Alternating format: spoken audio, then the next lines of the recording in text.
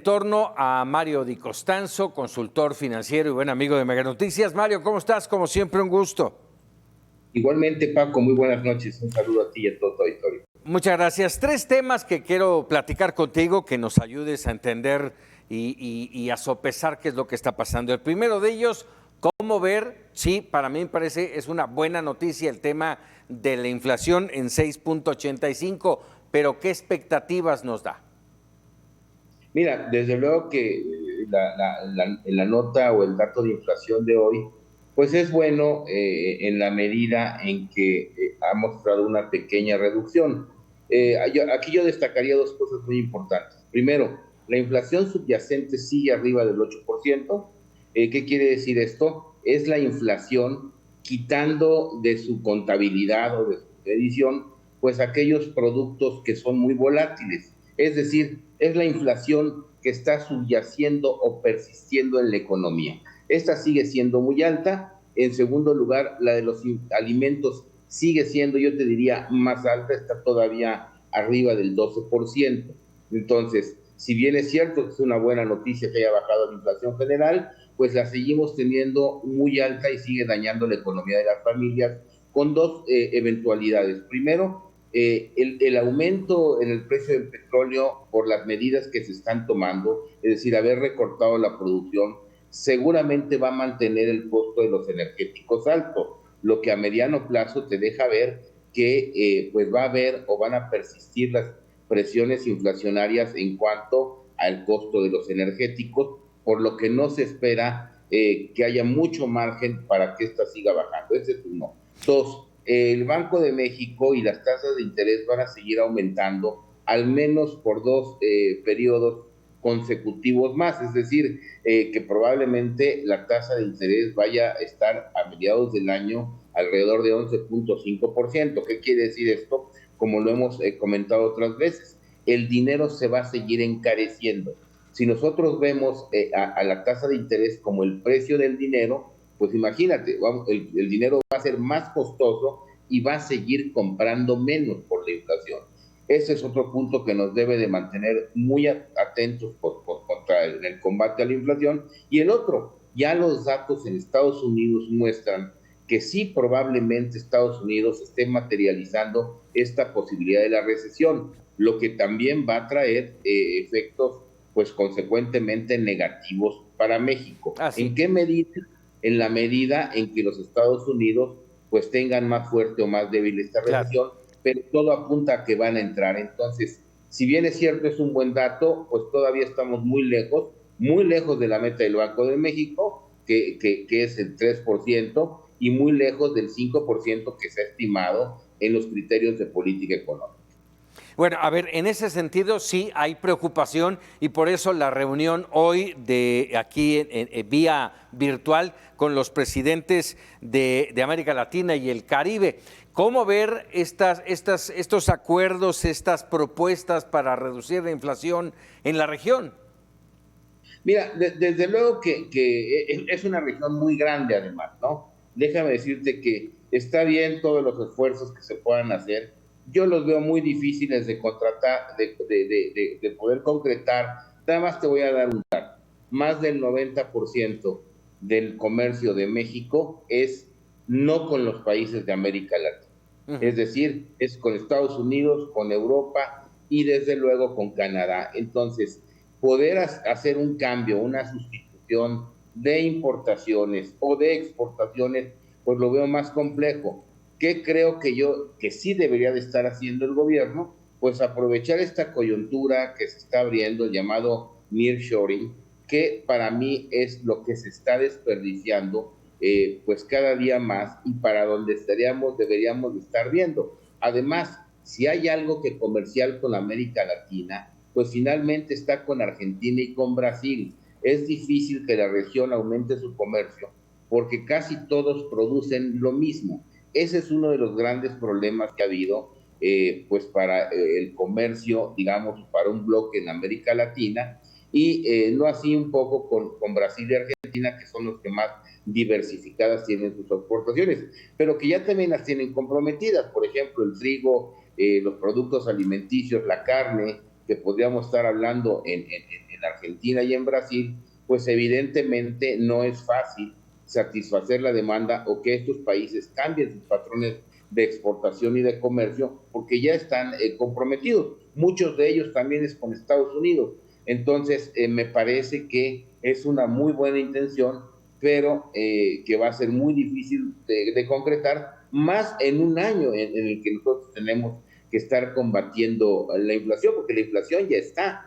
La alianza y lo que se firmó, pues qué bueno que se haya hecho, pero creo que México debería de estar mejor buscando y aplicándose más en cómo aprovechar las oportunidades que está dándose con el nearshoring, es decir, con la cercanía al mercado de los Estados Unidos y más bien con los problemas que Estados Unidos ha tenido con China en su comercio, pues para poder entrar como un sustituto. Es hacia allá donde deberíamos estar viendo. Lo otro que bueno, no deja de ser una alternativa tal vez interesante, pero que de ninguna manera podría resolver el problema que estamos enfrentando ahorita inflacionario. Es más, yo creo que México debería estar atendiendo más a su campo, a la producción de alimentos, que es finalmente lo que no se ha querido hacer. El campo sigue olvidado, el campo sigue sufriendo recortes presupuestarios y entonces, si se abre la oportunidad, pues ¿qué vamos a vender? Si cada día en México, pues producimos menos alimentos. No, y bueno, ni hablemos de Segalmex, pero bueno, ese es otro tema.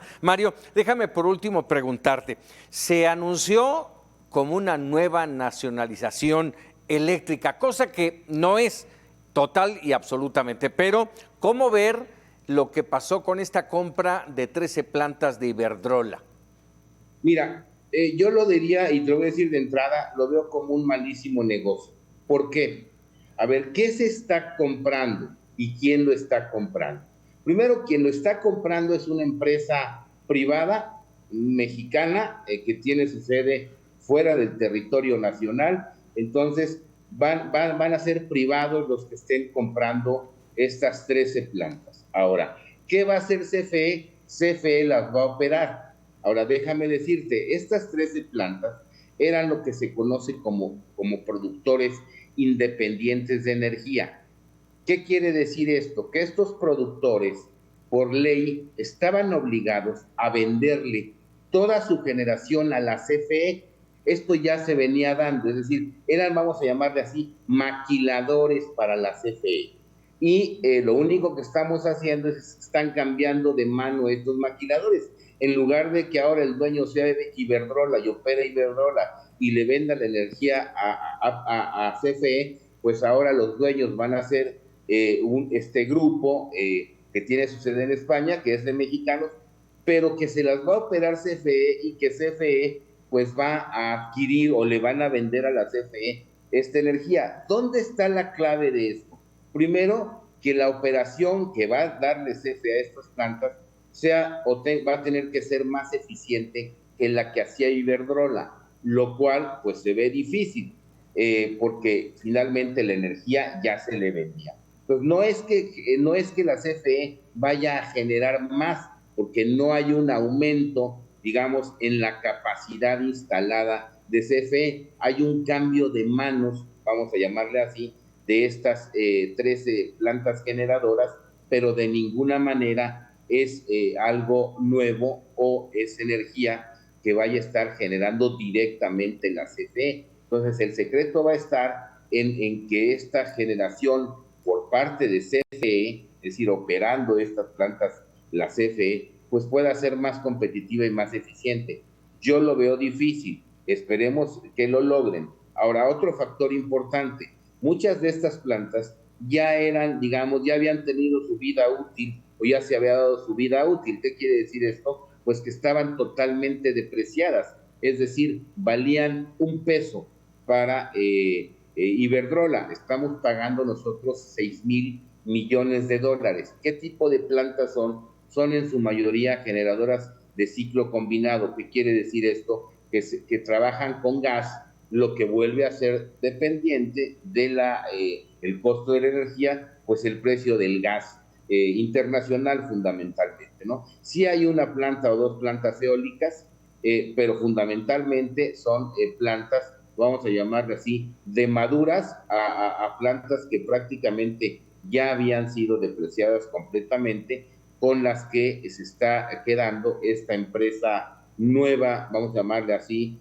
mexicana, pero que a su vez va a operar CFE. Entonces yo no lo veo como, no, de ninguna manera es una nacionalización, es un cambio de manos, vamos a llamarle así, es una mexicanización, no cambia la manera en cómo se estaban haciendo las cosas, y sí dejamos, por ejemplo, toda la responsabilidad de la CFE en que pueda generar a menores costos. Lo veo, te repito, lo veo difícil. ¿Por qué? Porque nada más te voy a dar un ejemplo. Un trabajador hoy de CFE tiene un aguinaldo de 63 días, no paga la luz en su casa, tiene una serie de prestaciones importantes que aumentan los costos de operación. Los de Iberdrola no lo tenían, ¿me explico? Entonces, esto quiere decir que ellos pues, producían a costos más bajos. Entonces, esto es una gran incógnita, por un lado, es un pago de algo que a lo mejor, si a mí me preguntaras, pues a mí me hubiera gustado más gastarme estos 6,000 millones de dólares en plantas eólicas o en plantas solares o en plantas y tecnologías de última generación. Entonces, creo que es un anuncio más mediático. Vamos a esperar en el mediano plazo cómo lo logra manejar de fe. Déjame decirte también, Paco, que esta posibilidad ya se le había planteado a la CFE y al gobierno hace 3 años y medio. La pregunta es, ¿por qué no quiso, no? ¿Por qué ahora sí y antes no? Definitivamente, si es deuda pública, hazte de cuenta que es un piriregas, es decir, sí hay deuda contingente mexicana que es del gobierno que se va a generar, porque al final del día, Nadine, es una garantía. Entonces, yo te diría que hay que verlo con mucha cautela, que no se me hace una revolución en el caso de la generación de energía eléctrica. Tenemos más retos y desde luego que esta inversión pues hubiese sido mejor desde mi punto de vista haberla hecho en tecnologías, en el uso de plantas más limpias o de última generación. Caray, pues bueno, como diría yo, nos volvieron a vender espejitos, los españoles salieron ganando. Mario de Costanzo, te agradezco mucho. Al contrario, Paco, muy buenas noches y un saludo a ti y a todos. Gracias, muchas gracias, Mario de Costanzo, consultor financiero. ¿Hacemos una pausa?